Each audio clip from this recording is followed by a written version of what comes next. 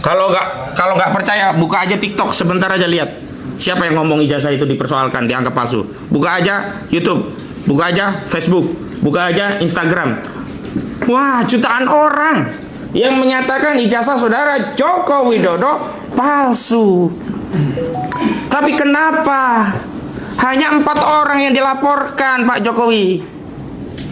Oh, itu kan yang memicu. Enggak bisa, hukum itu bukan hanya melakukan perbuatan, yang turut serta pun harus ikut diseret, karena ada pasal 55 ayat 1 ke 1 KUHP. Biasanya polisi seneng banget tuh pakai pasal 55 ayat 1 ke 1 KUHP. Enggak ada urusan pun ditarik-tarik. Oh, ini turut serta perbuatan. Tapi dalam perkara ijazah palsu ini kenapa dipilih hanya 4 orang?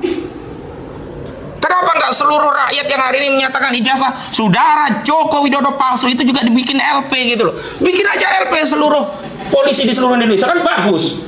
Perkarakan saja seluruh rakyat Indonesia, kan bagus. Padahal ada cara lain yang elegan, tunjukin aja ijazah aslinya, selesai. Kenapa harus begini gitu loh?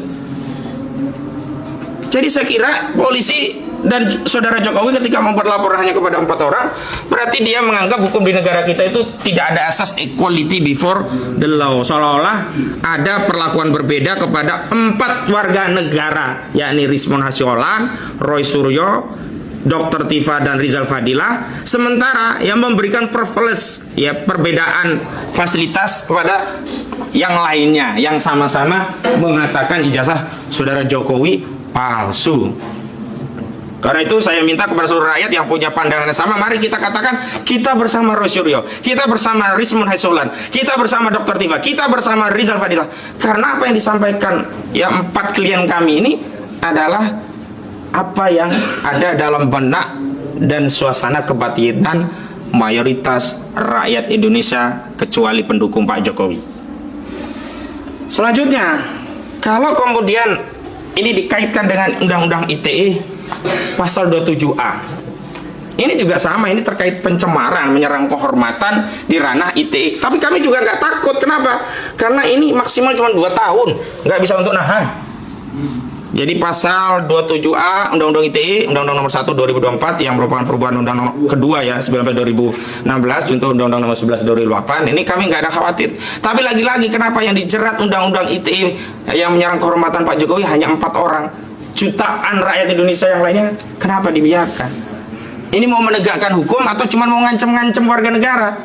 Mau menegakkan hukum mau atau mau mempolitisasi, mengancam dengan sarana hukum, seolah-olah ya dengan laporan kepada 4 ini, orang 4 ini bisa diam, bungkam, dan kemudian seluruh rakyat ikut diam dan bungkam. Mohon maaf saya tegaskan, Rismon Hasyolan Sianipar menegaskan dengan tegas tidak takut penjara, bahkan kalaupun harus mati karena membela kebenaran, membela ilmu.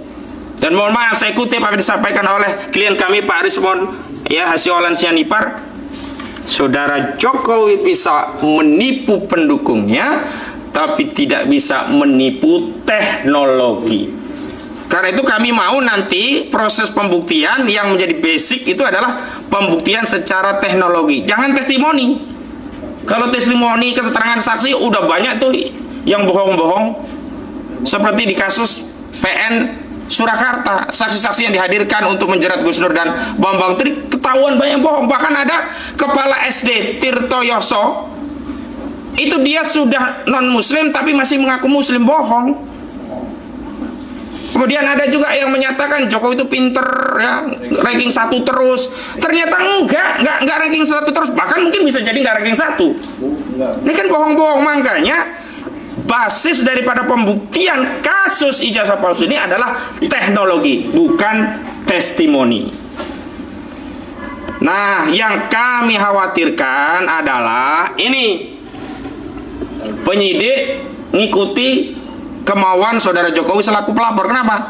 Penyidik memaksakan menyelundupkan pasal 32 Undang-Undang ITE yang tidak ada kaitannya dengan kasus ijazah palsu, semata-mata hanya dengan motif agar bisa menahan klien kami.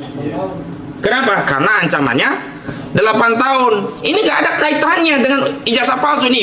Saya bacakan ya.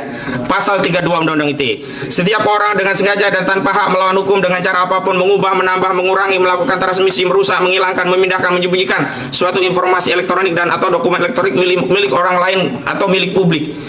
Nggak ada kaitannya.